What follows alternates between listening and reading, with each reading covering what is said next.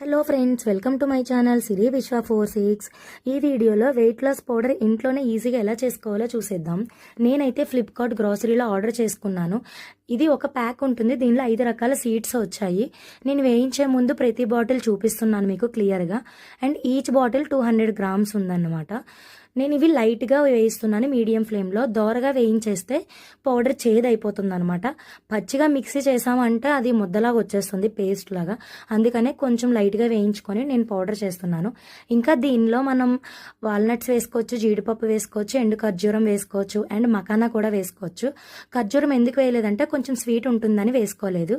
And 1 cup బాదంనే తీసుకున్నాను నేను, ఎందుకంటే మార్నింగ్ టైం బాదం తీసుకుంటాం కదా, అందుకనే కొంచెం తీసుకున్నాను. ఇవి వేయించిన తర్వాత ఒక పళ్ళెంలోకి వేసుకొని ఒక 30 మినిట్స్ అయితే టైం పడుతుంది ఇవి చల్లారడానికి. ఇవి చల్లారిన తర్వాత మనం కొంచెం కొంచెం తీసుకుంటూ మిక్సీ చేసుకోవడమే. మిక్సీ చేసేటప్పుడు జాగ్రత్తగా చూసుకోవాలి, ఎందుకంటే మనం పౌడర్ మెత్తగా అవ్వాలి కదా అని చెప్పి ఎక్కువసేపు మిక్సీ చేసేస్తాము. ఎక్కువసేపు మిక్సీ చేస్తే దానికి ఉన్న ఆయిల్ బయటకు వచ్చేస్తుంది అనమాట. అందుకనే కొంచెం సీడ్స్ నలిగిపోయేంత వరకు చూసుకొని మిక్సీ చేస్తే చాలు. నాకైతే చాలా ఎక్కువ పౌడర్ వచ్చింది. అండ్ నేను దీన్ని ఉండల కింద చేసుకున్నాను, కొంచెం తేనె వేసుకొని. చాలా బాగున్నాయి టేస్ట్.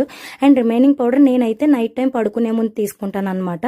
2 స్పూన్స్ పౌడర్ వేసుకొని ఒక గ్లాస్ వాటర్లో కొంచెం మరిగించి తాగడమే.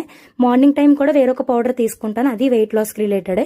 మీకు తర్వాత నెక్స్ట్ వీడియోలో పెడతాను.